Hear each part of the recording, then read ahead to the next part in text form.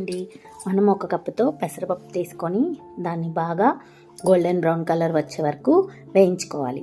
తర్వాత కుక్కర్లో అది వేసి ఒక కప్పుతో రైస్ వేసి దాన్ని ఒక 2 సార్లు బాగా కడుక్కోవాలి. అలా కడుక్కున్న తర్వాత వేస్ట్ వాటర్ వంచేసి అదే కప్పుతో 2 కప్పుల వాటర్ పోసుకొని మనం 3 విజిల్స్ ఇవ్వాలి.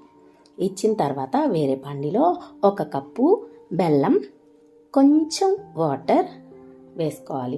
తర్వాత అదే కప్పుతో ఒక కప్పు పంచదార, మీకు ఇష్టమైన అంత వేసుకోవచ్చు. మీరు స్వీట్ తినే విధానాన్ని బట్టి ఉంటుంది. అది కాస్త తీగ పాకం వచ్చే వరకు చూసుకోవాలి.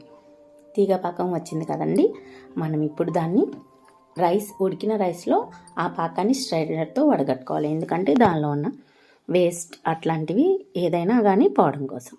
కాస్త నెయ్యి వేసుకొని కలిపి కాసేపు మూత పెట్టి తీసి ఇలాచీ పౌడర్ వేసి కొంచెం కలుపుకొని, మంచి ఫ్లేవర్ కోసం మనం ఇలాచీ పౌడర్ వేస్తాం. మంచి ఫ్లేవర్ కావాలి కదండి.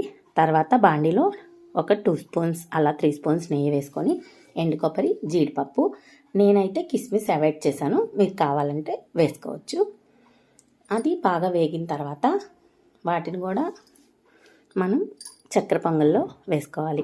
చక్కెర పొంగలికి ఎంత నెయ్యి ఉంటే అంత ఎమ్మీగా ఉంటుంది, అంత టేస్టీగా ఉంటుంది. మనం తీసుకొని దాన్ని వేరే బౌల్లో సర్వ్ చేసుకోవడమే, అంతే సింపుల్. ఈ వీడియో నచ్చితే లైక్ చేయండి, షేర్ చేయండి, కామెంట్ చేయండి. ప్లీజ్ సబ్స్క్రైబ్ చేసుకోండి, నన్ను సపోర్ట్ చేయండి. Thank you.